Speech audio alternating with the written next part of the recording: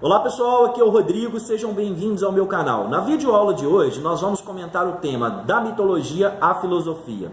Buscar explorar essa transição, esse período e retirar alguns preconceitos a respeito da mitologia, já que ambos são saberes. Tanto mitologia quanto filosofia são saberes. Enquanto a filosofia é um conjunto de conhecimentos lógicos, racionais, com encadeamento, a mitologia vai trabalhar com a fantasia, mas a mitologia não é só fantasia. A mitologia também é concretude, já que ela vai buscar materializar aquilo que não é concreto, né? Ela é um jeito de fazer observar, é um jeito de fazer se perceber aquilo que se acredita, mas não se sabe exatamente como é.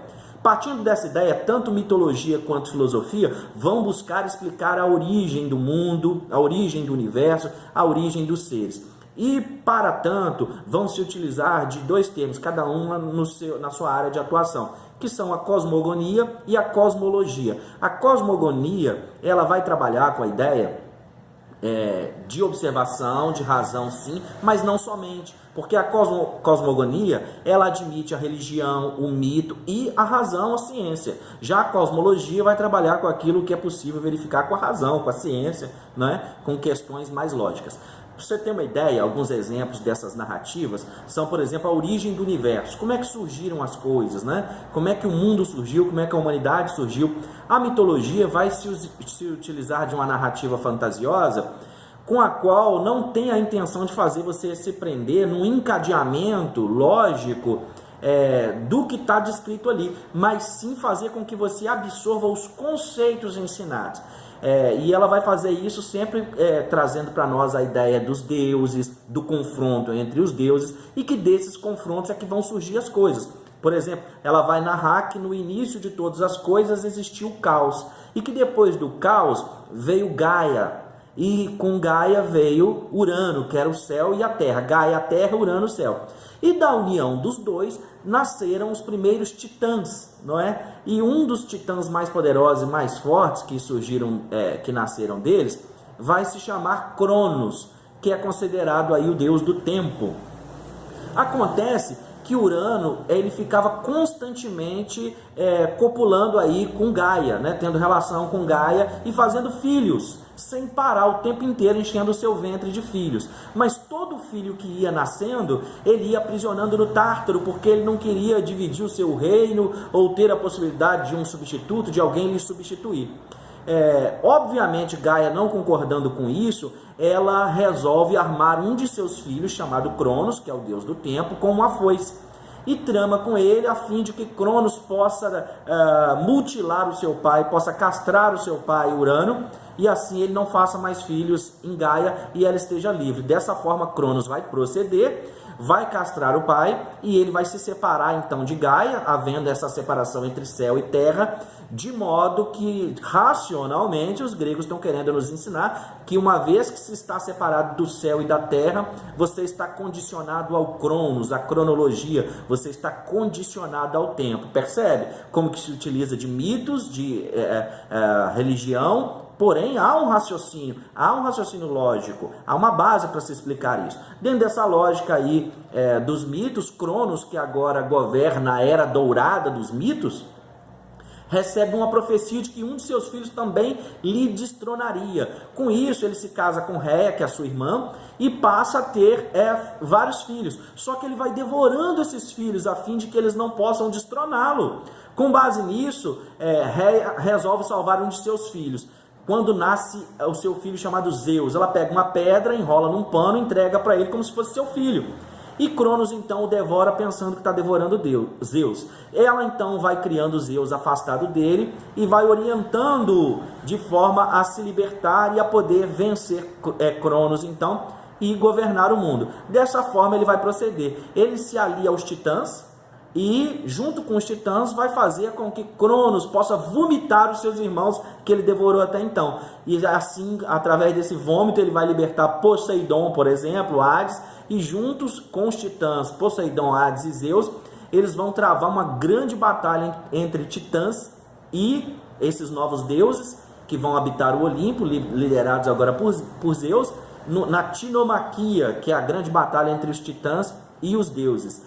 E dessa forma ele vai derrotar Cronos e vai assumir o controle do universo agora, liderando a partir do Monte Olimpo com seus outros irmãos. E uma vez que ele derrotou Cronos, que é o deus do tempo, ele agora se torna imortal, estendendo esse poder aos seus irmãos. Então a mitologia vai buscar uma série de mecanismos dentro do seu contexto para poder explicar de onde surgiram as coisas. Por exemplo, a humanidade teria sido criada por Prometeus, que era um amigo de Zeus, mas que traiu Zeus, entregando o fogo, a sabedoria, o poder, o conhecimento à humanidade, não é? Olha que coisa interessante.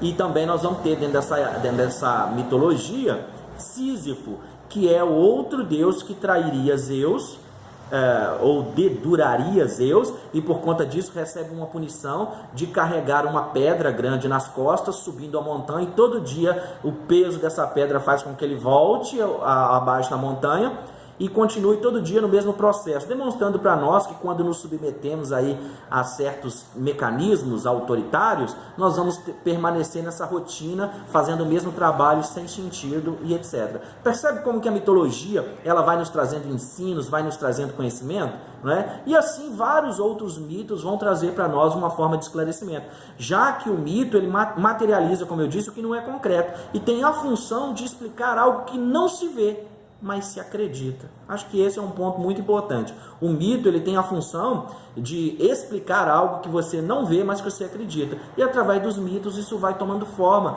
vai tomando jeito. O mito ele é mediação, né? E ele é passivo de construção, de reconstrução, de atualização. Os mitos são um meio muito importante, muito interessante para se trazer o conhecimento, para se explorar essa busca. Tanto que a psicanálise, por exemplo, também se utiliza dos mitos, né? Então, mitologia e filosofia vão buscar explicar a origem do mundo, a origem dos seres e trazer à compreensão coisas que de outra forma não seria possível falar, não seria possível explicar. Por que eu estou dizendo isso? Porque existem dois grupos. Existe um grupo que acredita que há uma ruptura entre mitologia e filosofia, já que filosofia é o conjunto de conhecimentos racionais e lógicos, é o amor à sabedoria, e a mitologia vai se utilizar de fábulas e fantasias, então não podendo haver uma continuidade entre os dois.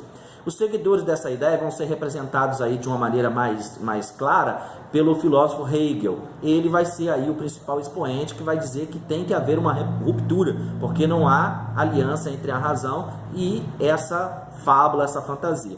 E há um outro grupo que crê o contrário disso, que acredita que há sim uma continuidade entre mitologia e filosofia. E esse grupo vai ser representado aí mais por Comfort, que vai dizer que há sim razão nos mitos, conforme eu citei aqui, há sim razão nos mitos, há uma razão de ser, e que o mito ajuda a explicar muita coisa.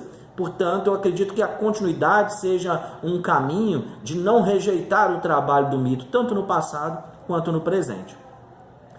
Logo depois desse momento, desses choques, começa a surgir então a era chamada pré-socrática, onde nós vamos ter o primeiro filósofo aí chamado Tales de Mileto, que vai buscar compreender a origem das coisas, a natureza das coisas, o universo. Inclusive, para esse momento filosófico, é muito importante nos apropriarmos do conceito de 3 palavras. Muitas outras palavras importantes vão aparecer na filosofia, mas é preciso ter uma compreensão do conceito claro de logos, de physis e de arché.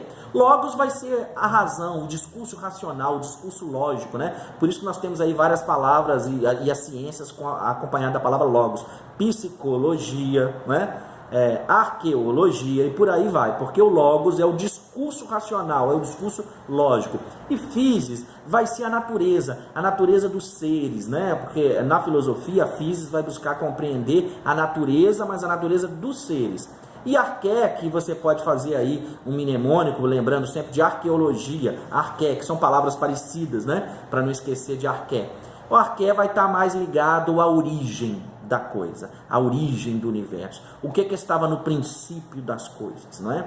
Então essas 3 palavras vão ser muito importantes e elas vão movimentar aí Tales de Mileto, que é o primeiro filósofo. Porém, no vídeo de hoje eu não vou falar de Tales, porque eu tenho um outro vídeo já gravado que você deve assistir depois desse, com o título pré-socráticos, socráticos e pós-socráticos, onde eu vou explorar mais essas coisas. O vídeo de hoje eu quero trazer para você, então, essa importância em compreender a mitologia e a filosofia como duas formas de saberes. São duas formas de saberes. Uma lida com a fábula e com a fantasia e outra com o raciocínio lógico, encadeado, bem exato. A mitologia não está preocupada somente com o encadeamento lógico da narrativa, mas com que você absorva os conceitos pelo mito ensinado. Eu espero que o vídeo de hoje tenha sido esclarecedor, espero que você se inscreva no canal, que você possa aí clicar em curtir e que continue conosco assistindo os vídeos e mandando as suas perguntas e sugestões para que nós possamos gravar mais vídeos orientando a prática educacional. Eu sou o Rodrigo, seja bem-vindo ao meu canal, um forte abraço, não deixe de assistir aí o próximo vídeo sobre pré-socráticos, socráticos e pós-socráticos. Um abraço, até a próxima!